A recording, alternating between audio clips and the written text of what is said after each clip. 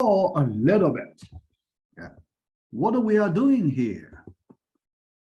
The topic D.3, linear recurrence relations. What is the goal we are doing here? Yeah. So here we are at the step like this, because we verified the Fibonacci formulas, Fibonacci formula, yeah. And but one thing not quite there, that is, how do you know that formula, right? How can you discover, how do you discover that formula, right? Yeah, because nobody can guess a formula like that, unusual, using golden ratio. Nobody can connect Fibonacci numbers to golden ratio directly, right? Yeah. So here we need to do this, derive the Fibonacci formula. Fibonacci formula.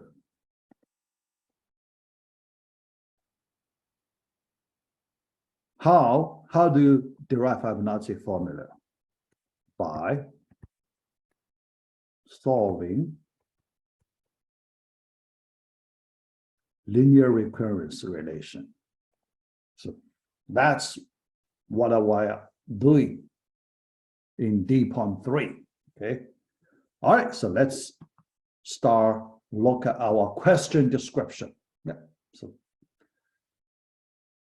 we need to solve the recurrence relation.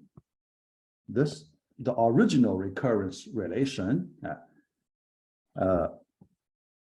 the end, the formula should look like this. Yeah. But here it's not a verification. Yeah. So we need to find it explicitly. All right. Yeah. Before that, let us look at the relation type, recurrence relation type. Now, what kind of problem it is? All right. Yeah. So it is called, look at this long name, second order linear homogeneous recurrence relation with constant coefficients. That's the full name of this equation type, this relation type.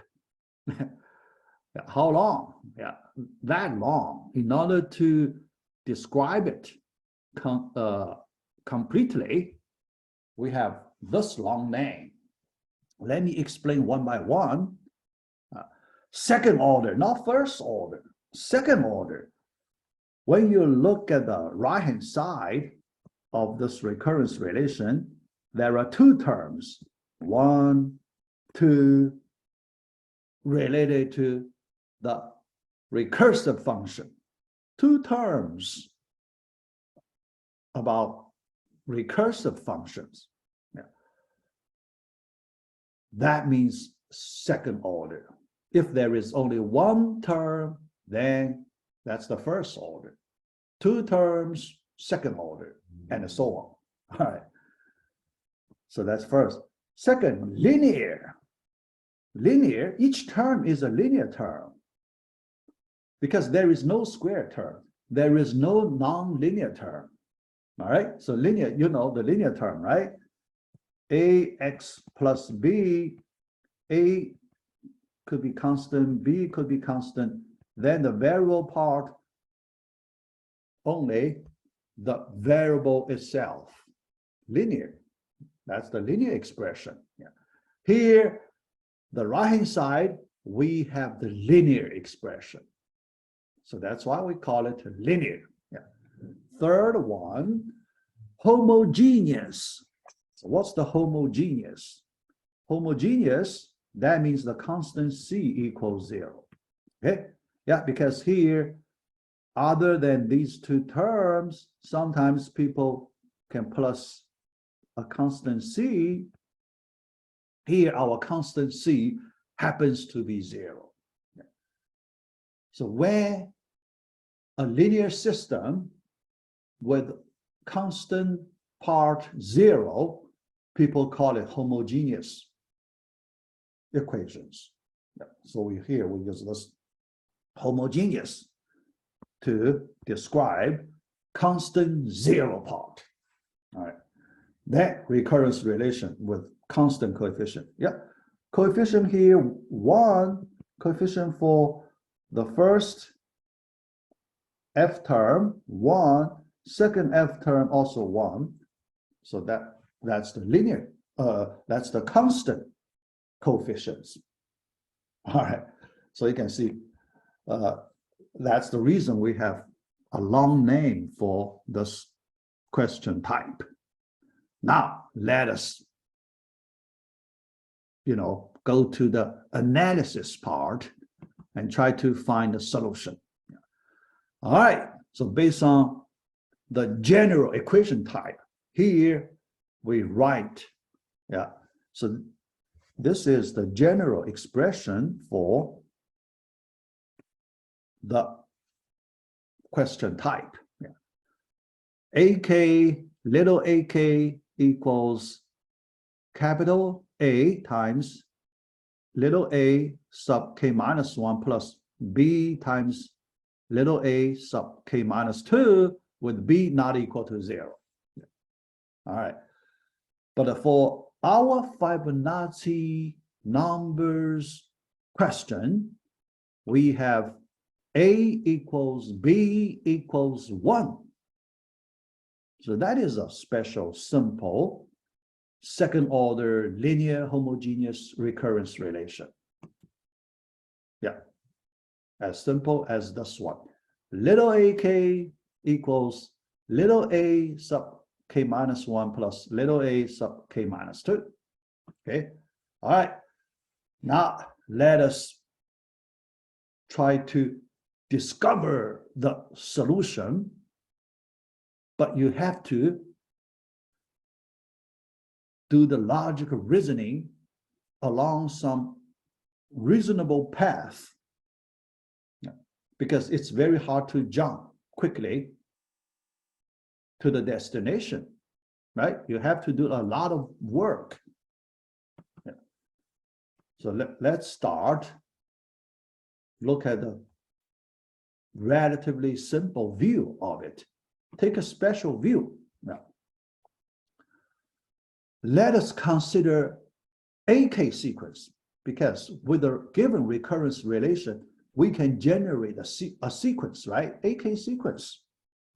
Here, let us study the AK sequence. What kind of structure this sequence should have? All right. So here we need to guess its structure. What structure should we use to describe that AK sequence? Yeah, so this part, if you can find the right structure, it may not be that easy. Yeah. So here, can we think of this special structure T to the kth power? T to the kth power structure. You may ask why? Yeah, because if you cannot provide some reasonable explanation,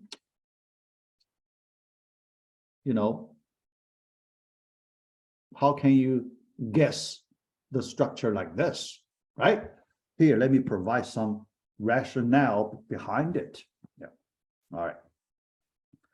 Let us consider first order linear homogeneous recurrence relation. How about that? Yeah. Second order, relatively hard. Can we talk about the first order linear homogeneous equation? All right. Yeah.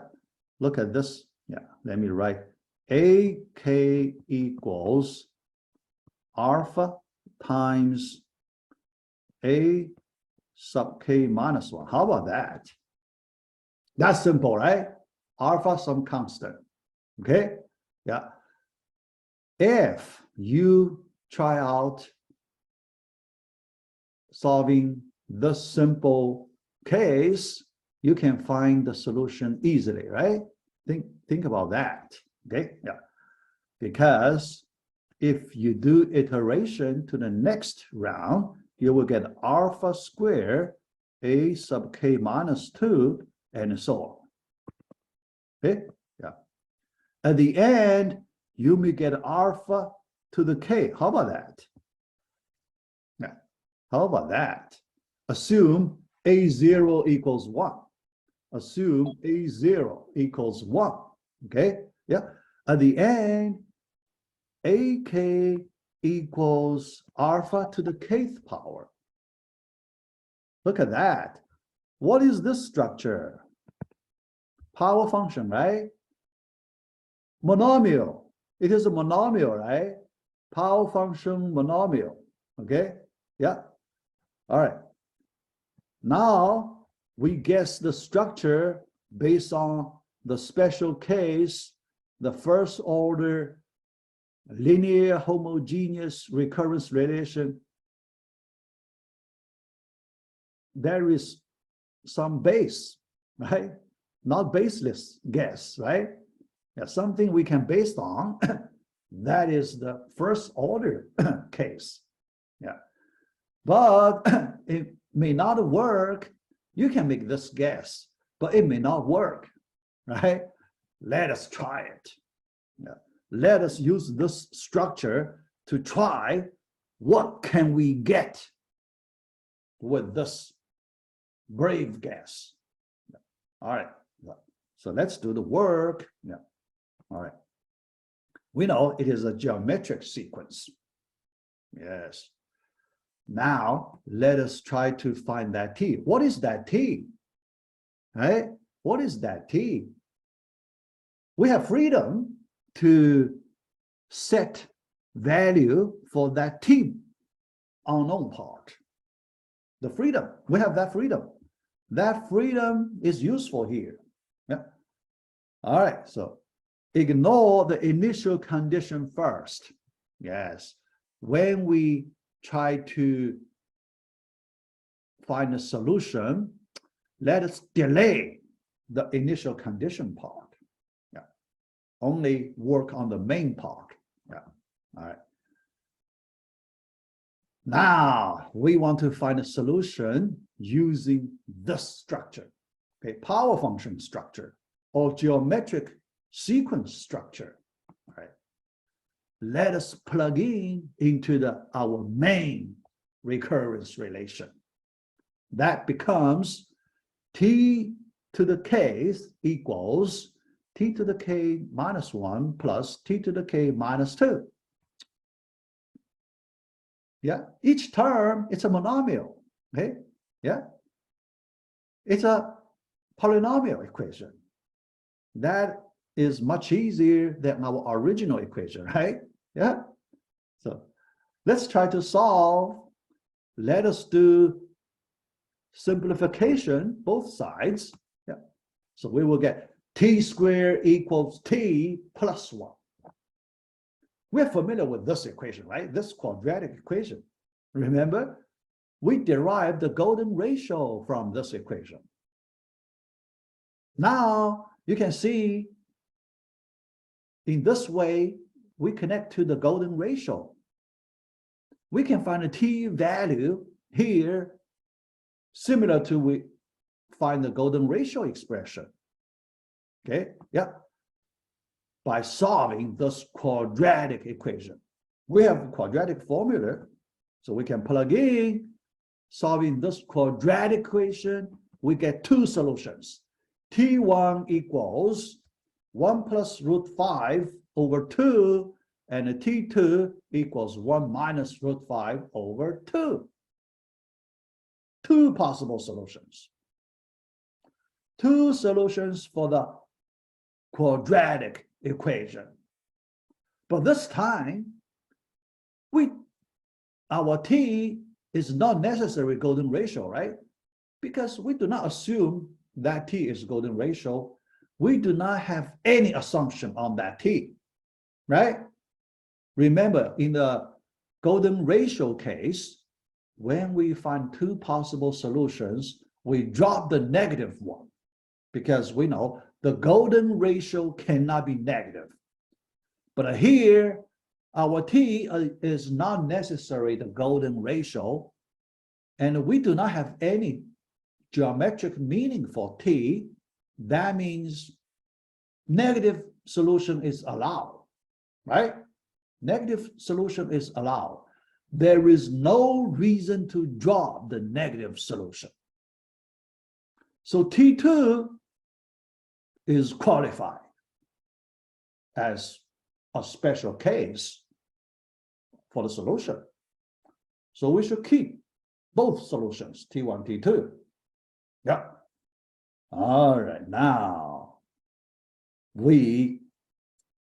at this point, we get some valuable partial result. Partial result, very valuable. We need to make use of this valuable partial result and go to the next step. Okay, all right. Here we have two special solutions for this quadratic equation. Yeah. T1, T2. All right. Now, that means if we plug in T1 or T2 into the original recurrence relation formula, we have first expression by plugging T1. Second, by plugging T2. We have these two equalities, right? These two equalities, both correct, right? Yeah. They are not integers, don't worry. We do not require T as integers, right? T can be any real number. Yeah, we do not require they are integer solutions. Yeah. So these two equalities are fine. Yeah. All right. Then the question, right? After we get these two equalities, the next question we need to think about: initial condition. Initial condition. Make our final solution satisfying initial condition. These two solutions do not satisfy the initial condition. So we cannot use these two possible solutions as our final solutions. We cannot. Okay? So we need to do some critical work to get final solution. Critical work. How to bridge the gap? There is a big gap. There is a big gap between the current intermediate solution and our destination final solution. That big gap, we need to find some special technique to bridge them. Bridge it. All right. Yeah. Let's look at that part. Question: how to use two special solutions without the initial condition to get a new solution with the initial condition? This is our new question. Okay. We can use some special way. Yeah. So our current information, we can use these two special solutions. We can manipulate these two special solutions. Manipulate for what? For a new solution expression. Manipulate two old solutions to get a new solution. And how do you know your new solution is correct? We use the initial condition to tell us if the new solution is correct. Okay, yeah. Here you can see initial condition is useful here. All right. Question, is there a special way to combine two solutions? Yes. How do you combine two solutions, right? Do you have some special, reasonable way to combine those two old solutions? That question is important. In which way you feel is a reasonable, natural way to combine two old solutions? That's our current question. Yeah. All right. Now let us look at a special mathematical concept we can use to combine those two solutions. Yeah. So what's that? All right. It is called a linear combination of two variables, x and y. In math, there is a concept called a linear combination. How do we combine two variables for a new expression?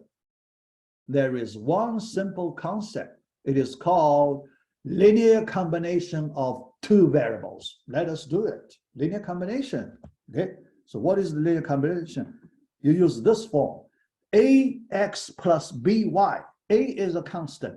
B another constant.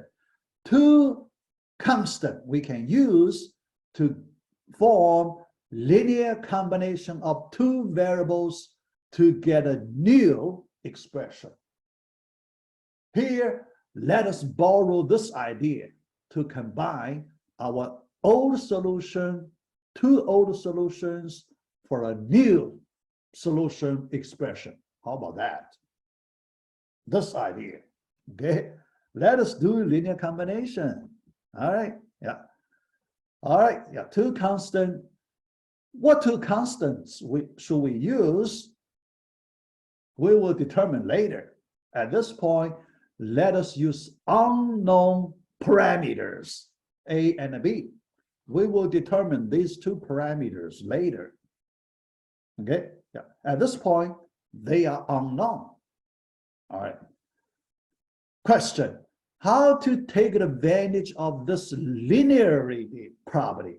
Here, we talk about linearity property. What's the linearity property?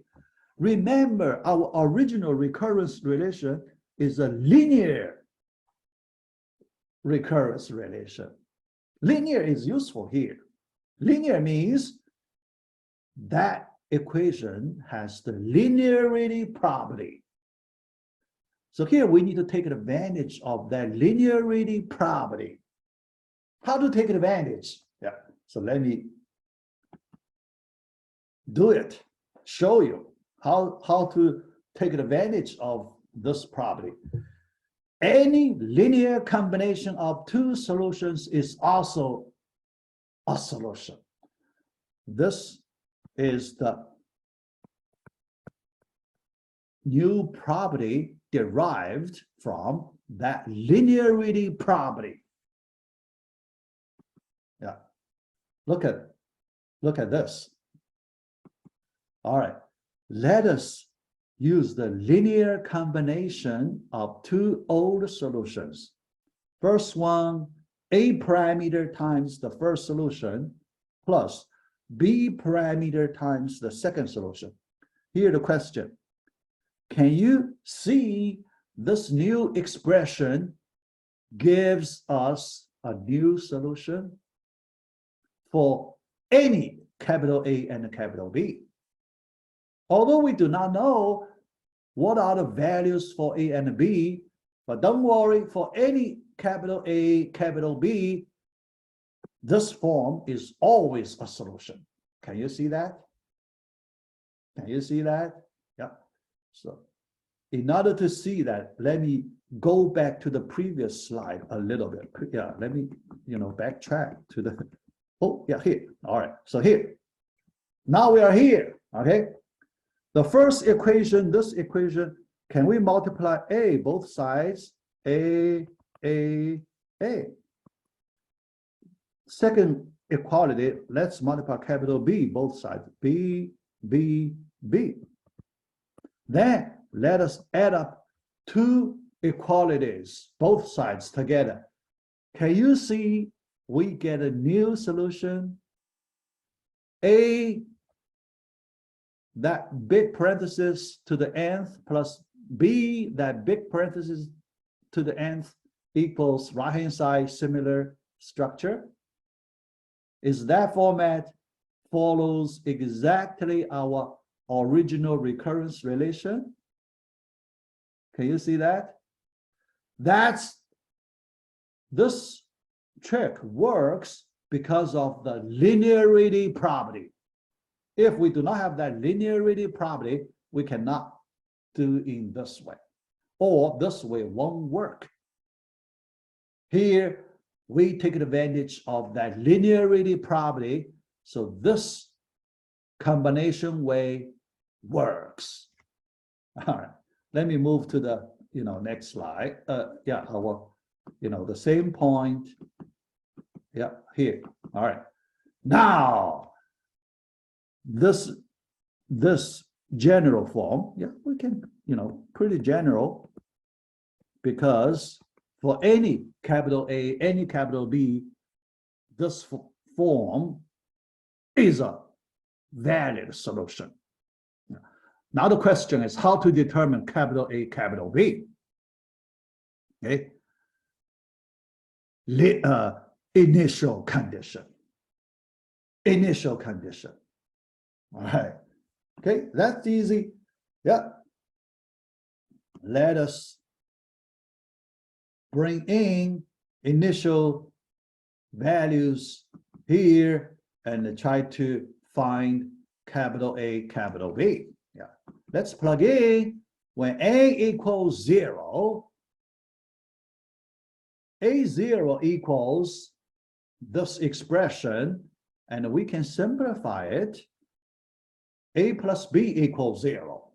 That means B equals negative A. A1, when n equals 1, little a sub 1 equals this expression, and we can replace B by minus A. That is E0, that is 1. So we can find, after simplification, we find A times root 5 equals 1. That means A equals 1 over root 5. After that, B equals negative 1 over root 5. A, B, two parameters are discovered. So the last step, we can write an explicit formula for our solution completely. That is, here we can, because we define golden ratio for this expression, yeah, we can use golden ratio here, yeah. And the second part, negative 1 over the golden ratio. So at the final form for the solution, that is our original, the form we are familiar with, Fibonacci formula. Look at that. That's the whole development procedure. Whole development procedure. All right. Yeah. Please try your best to understand this procedure, the story behind it. Yeah. I went through a long story. Yeah. So try to understand yourself, and because I like you to be able to solve equations like this. Yeah. So I may give you some questions solving this kind of recurrence relation for yourself. Yeah. As I know, you learned how to solve this kind of problems in your discrete math. Yeah. Math 3000, discrete math. Yeah. And at that time, you have some standard way to solve. Yeah. I saw some students using their, old way to solve. Yeah. Yeah. How do you solve? It's not important. The only thing important at the end, you find the right solution. Yeah. That will be important. Okay. All right. So we complete this part D of module 3 and the whole module 3 completed. Yeah. All right. Next, let us move to module 4, new topic, divide and conquer.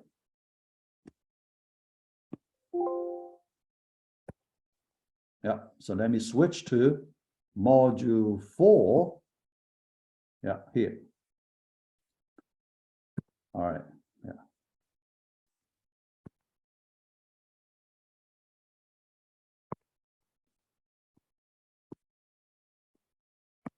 Okay, all right, yeah. Module 4, divide and conquer approach. Part A, insertion sort. 8.1, insertion operation. Yeah. All right.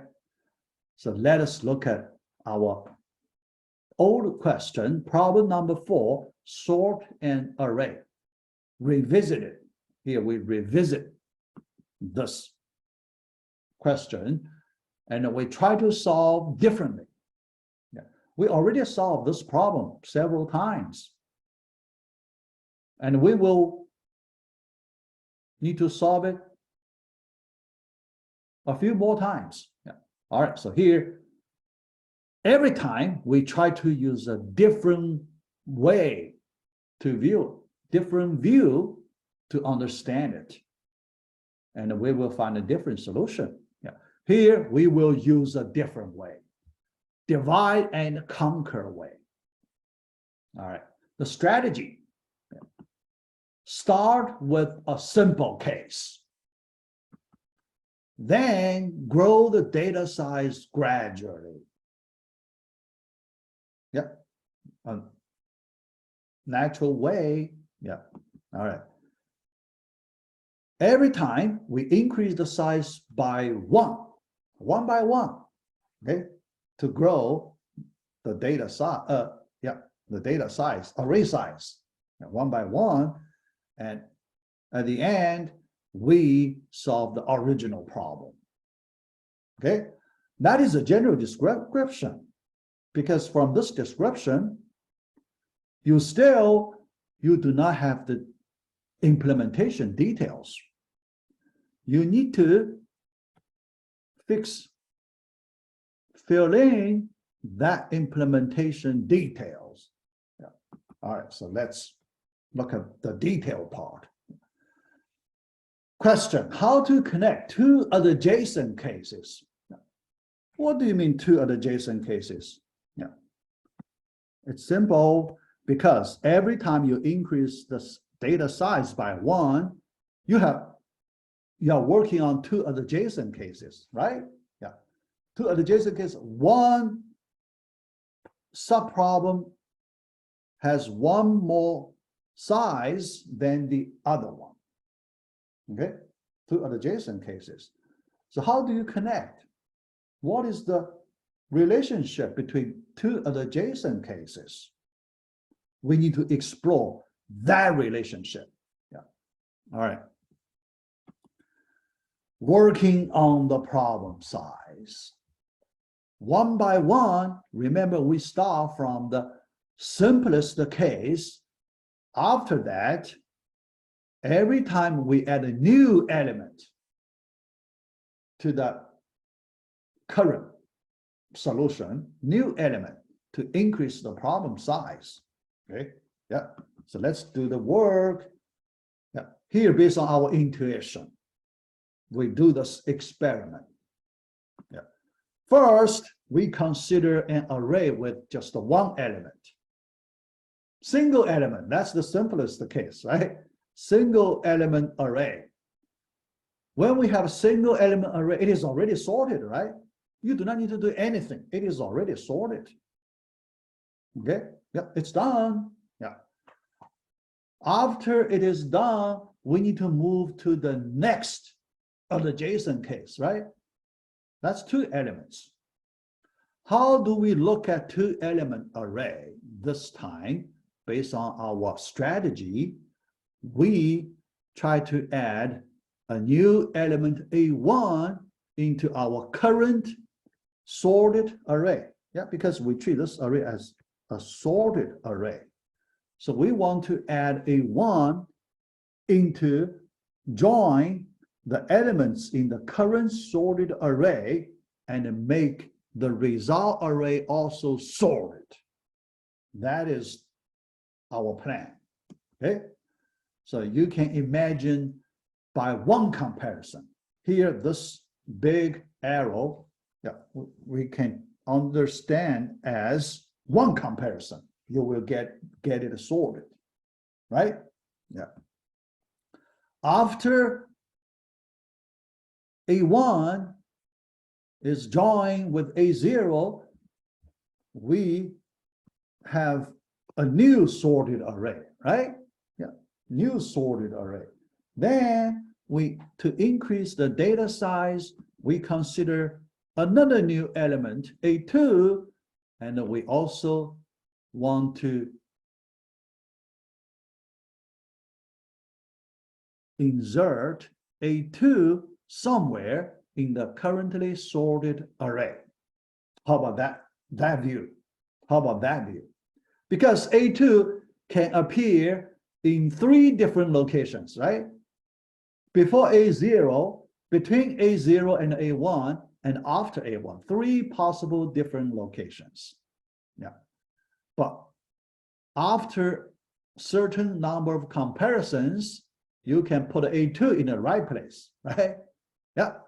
That, if you do that work, you get A2 inserted into a right place of the current sorted array, and you have a new sorted array. Okay, similarly, you do this kind of thing again and again until you get to this general step. Insert AK into current sorted array with K elements. How about that? The general case. Okay, this view is different from our old views, right? Yeah. So we did selection sort, we did bubble sort. You can see here, this method is completely different from our old solutions. So that makes it interesting. Okay, yeah. So we will have a new idea, new solution. All right. Let us summarize what we are doing in these experiments. We add a new element to the currently sorted array and make it sorted. Make the whole data set sorted. So that's what we are doing here. Okay, yeah. All right. So based on that analysis, experiments, we have observation like this. Okay, insert an element in a sorted array at the right position. That's the main work we need to do. In order to solve the whole problem, we need to do this operation. Yeah.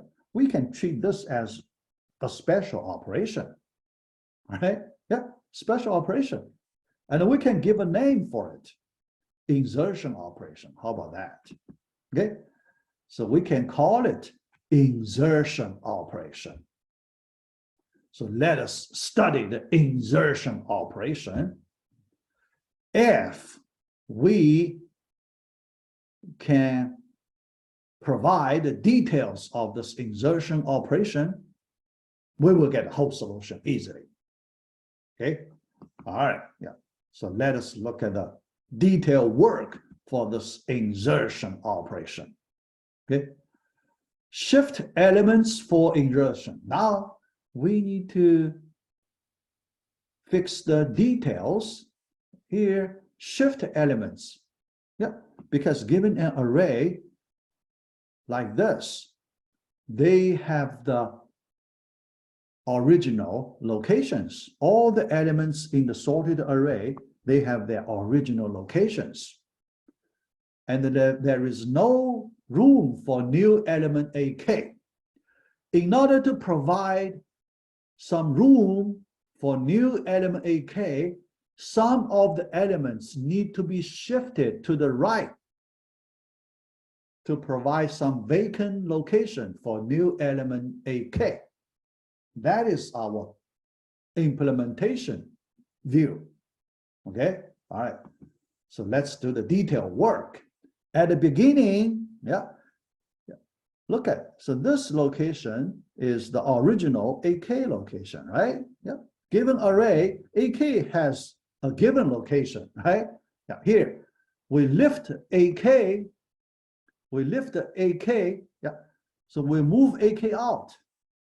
Then this location becomes vacant, right? Yeah. After it is vacant, we can shift, elements to the right. All right, yeah. So we lift AK, we put it in some temporary location. This is a temporary location. Okay.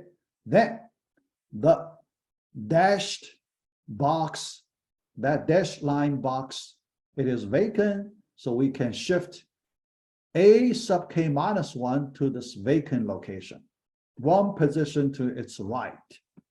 All right, yeah, one shift operation. If then we do some comparison, if it is possible, if we compare AK with AK minus 2, if this AK minus 2 is greater than AK, we can shift it another position to the right, and so on. Okay, now we do this way. At some point, we can find the right position for AK, right? At some point, yeah. Sooner or later, you will find the right position for AK. Yeah. Here, suppose this arrow gives us the right position for AK.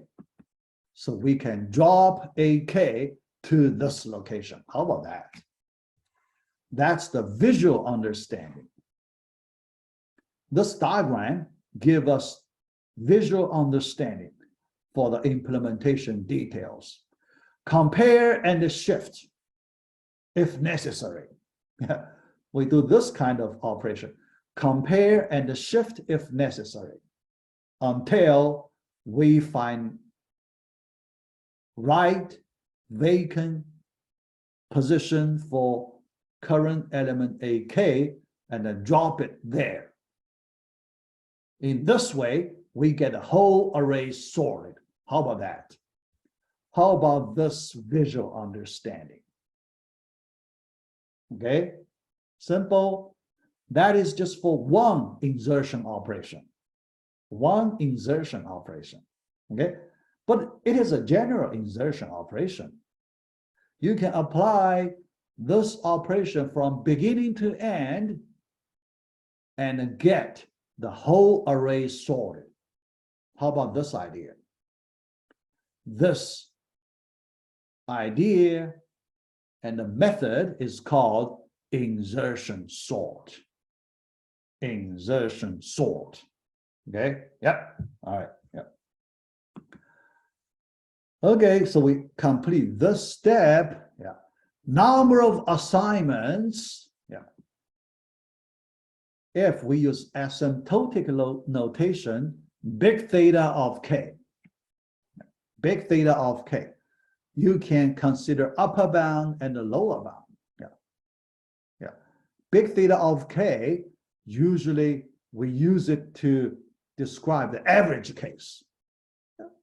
Because the best case, one comparison.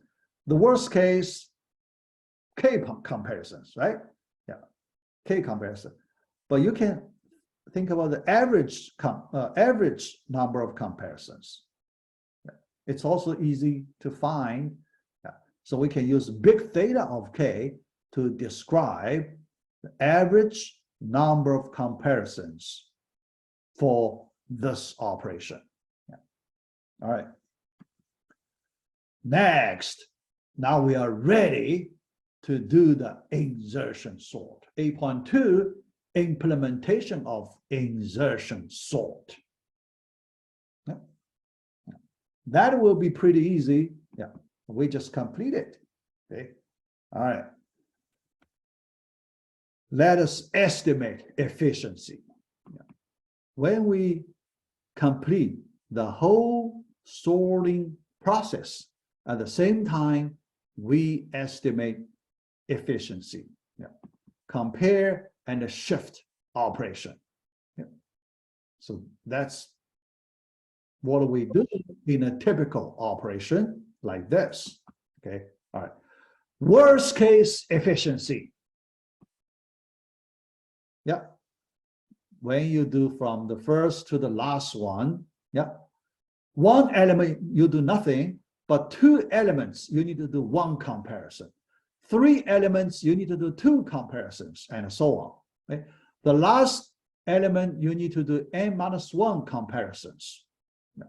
So then for the worst case efficiency, you have this expression. Okay. That is big theta of n squared. Worst case. How about the best case? Okay. The best case efficiency, every time when you insert a new element, you only do one comparison. That means you have the best case for the insertion operation from the beginning to the end.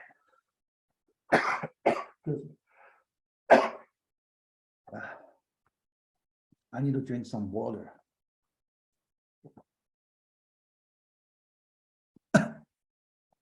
From beginning to end.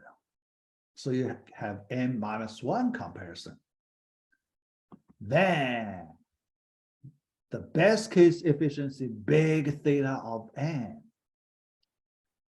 Compare these two cases. Worst case, big theta of n squared, best case, big theta of n. How different they are. How different they are. Because if you recall, selection sort and the bubble sort,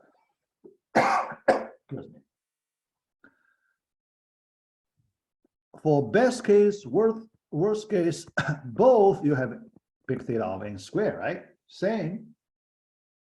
But here, quite different. N squared versus n. That's a big property for insertion sort. Yeah. Each sort has some special property. So this is a nice property for the insertion sort.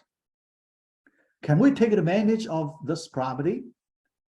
Yes, because this property is so special, we should take advantage of it. Okay, yes. In the real world applications, if you encounter some appropriate situations where you can apply insertion sort, you can take advantage of its fast best case efficiency. Let me give you a special case. All right.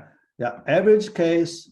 Yeah, we can find it. All right. Yeah. Here I do not do the detail work. Yeah, but it should not be very hard to find big theta of n squared for the average case. Yeah. But I like to show you a special use case for this insertion sort as a conclusion. Okay. All right.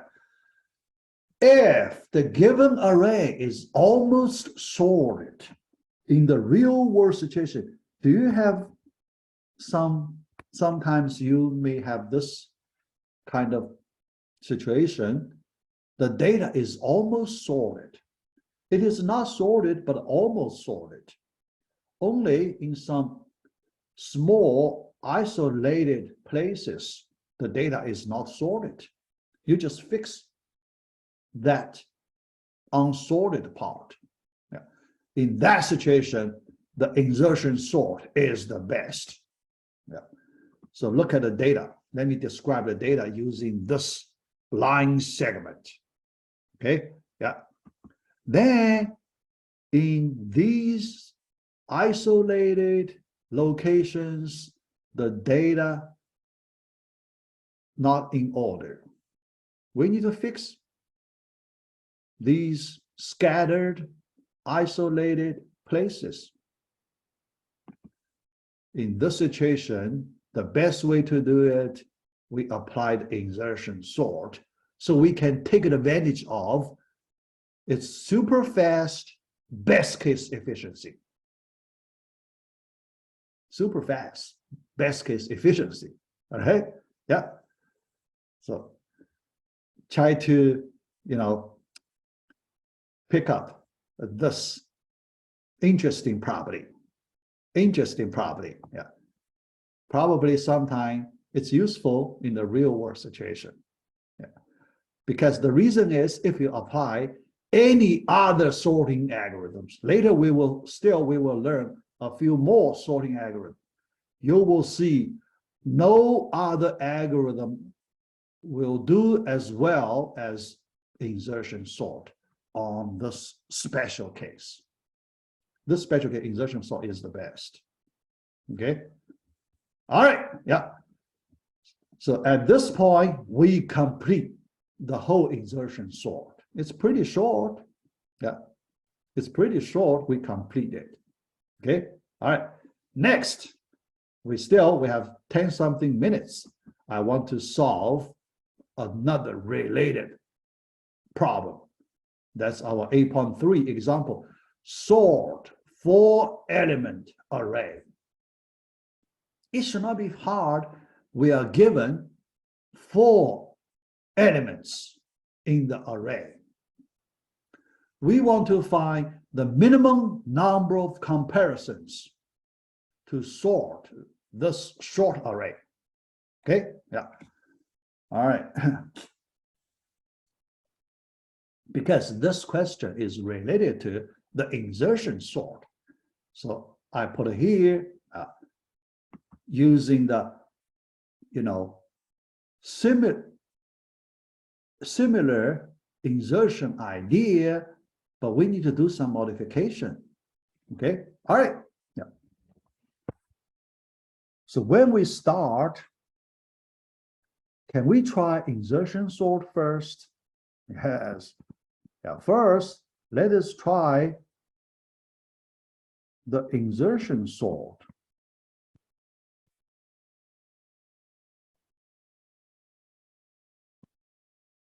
On the array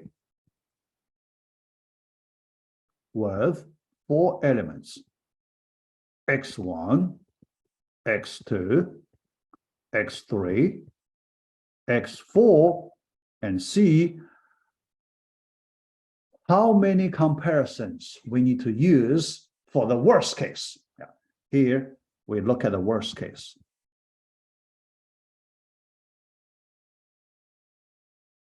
Not the best case. Yeah. Why worst case, not the best case? Because if you can solve the worst case, you solve the whole problem. If you just solve the best case, you have many other cases you have not solved them, right? Yeah. So that's the reason, in order to solve this problem completely, we need to solve the worst case. All right, yeah. Insertion, yeah. So for insertion, when you have x1, you start from x1 and you insert x2 into this one, you need one comparison, right? Yeah, one comparison, this step. After that, you have x1, x2 sorted, but you need to insert x3 into the sorted array. For the worst case, how many more comparisons do you need? You compare x3 with x2 and then with x1, so you need two comparisons. Okay, all right. After that, you have x1, x2, x3 sorted, but your last element x4, you need to make it join with the first three elements and find its right position for the worst case. How many comparisons do you need for the worst case? Okay, you need to compare it with x3, x2, and x1. So for the worst case, you need 3 more comparisons. After that, you get a whole array sorted. So now you add up these 3 steps, 1, 2, 3, you get 6 comparisons.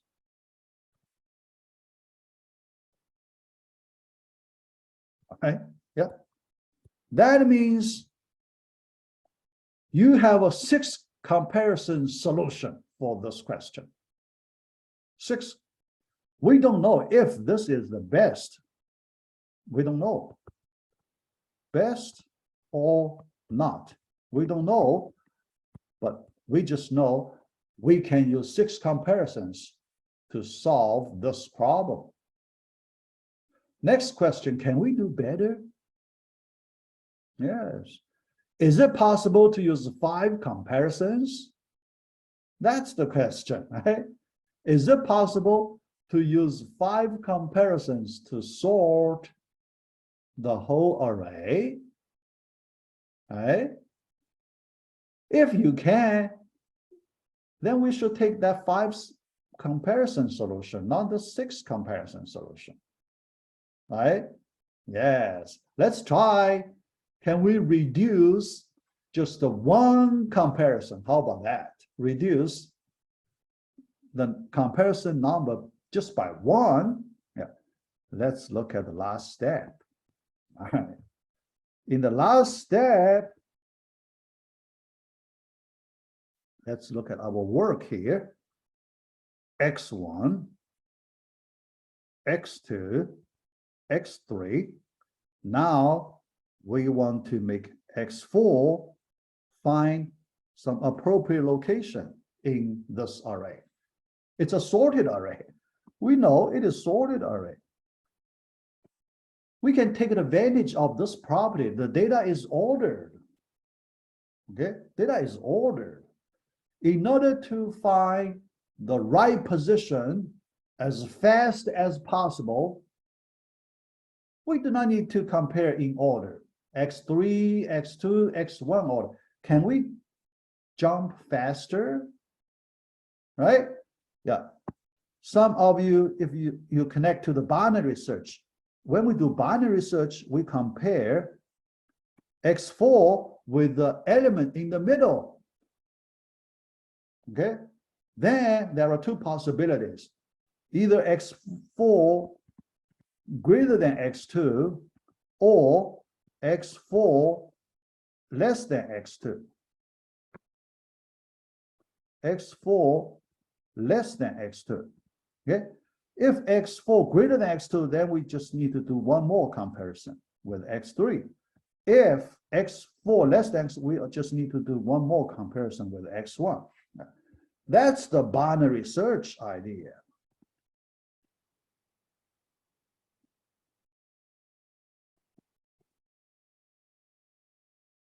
If we apply the binary search idea, you can see for the worst case, we just need 2 comparisons. For the worst case, we do not need 3 comparisons.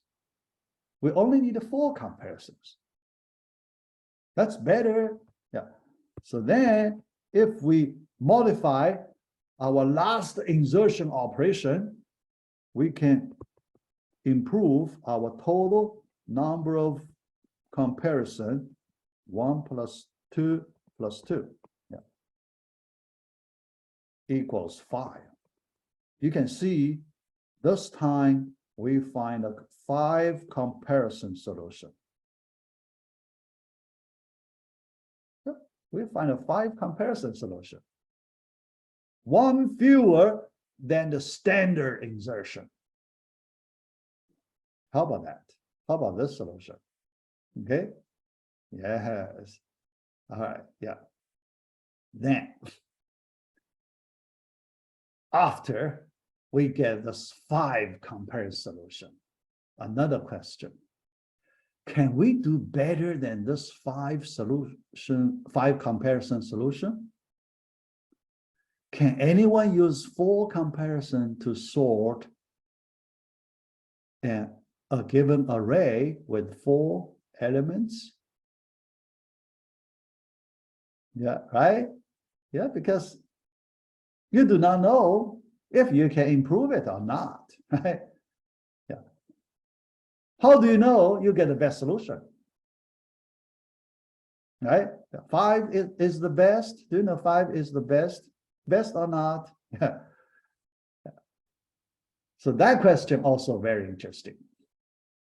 Yeah. Because you cannot go forever. You have to stop somewhere, right? You cannot, you know, improve from 5 to 4, from 4 to 3, from 3 to, you cannot. At some point, you have to stop somewhere, okay? The question is, which step you have to stop? At what place you have to stop? Think about that. That question, pretty hard. Yeah. Pretty hard. Yeah. Do we need to stop after we get 5 comparisons or after we get 4 comparisons? Okay. Yeah. All right. Yeah. So here, the answer is the best solution is 5 comparisons.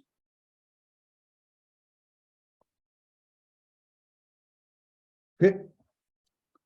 We already get the best solution, not 4 comparisons. Nobody can use 4 comparisons to sort a 4-element array for the worst case. Okay.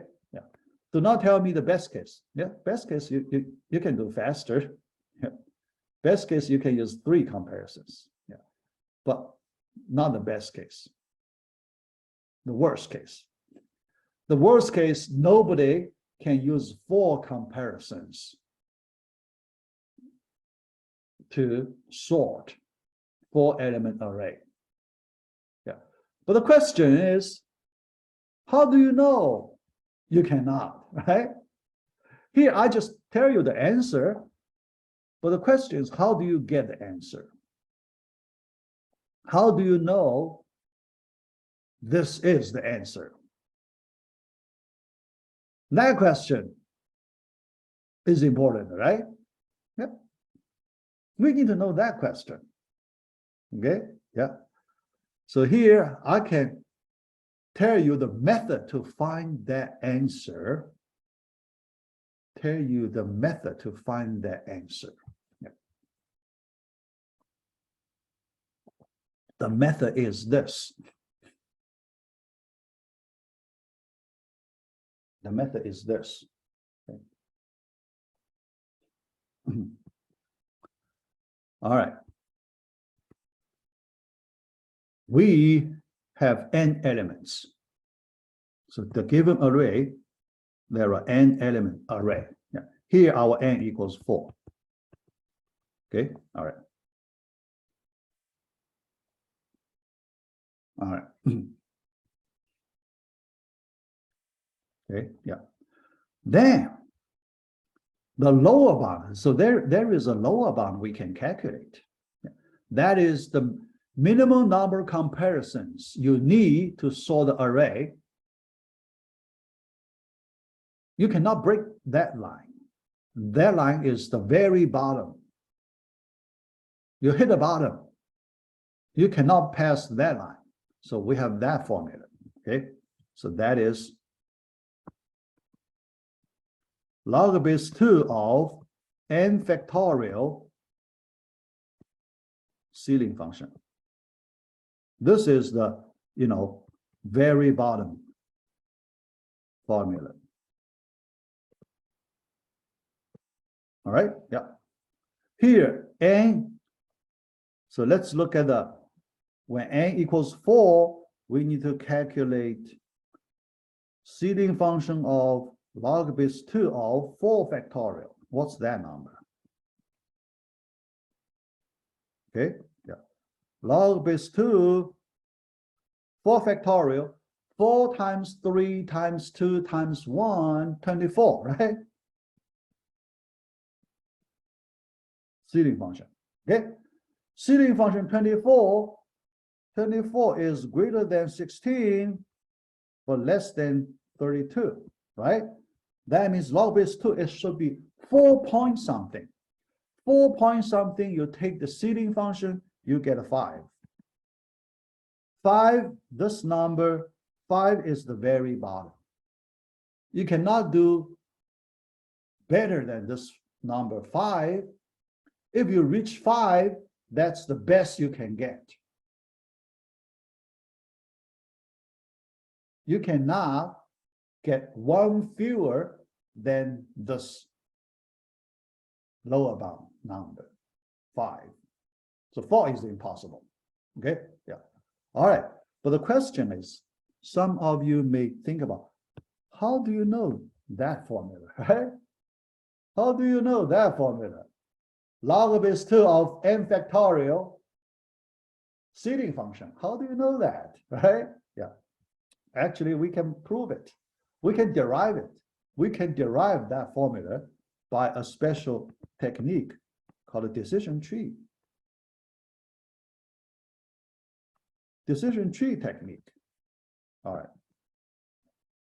If I can find some time, I will show you that decision tree technique so we can find this lower bound formula. Then when you do the checking, you will know where to stop. You cannot go forever, right? You cannot reduce the comparison number 1 at a time forever. You have to stop somewhere. This is the place you have to stop. Okay? Yeah, not forever. That's the,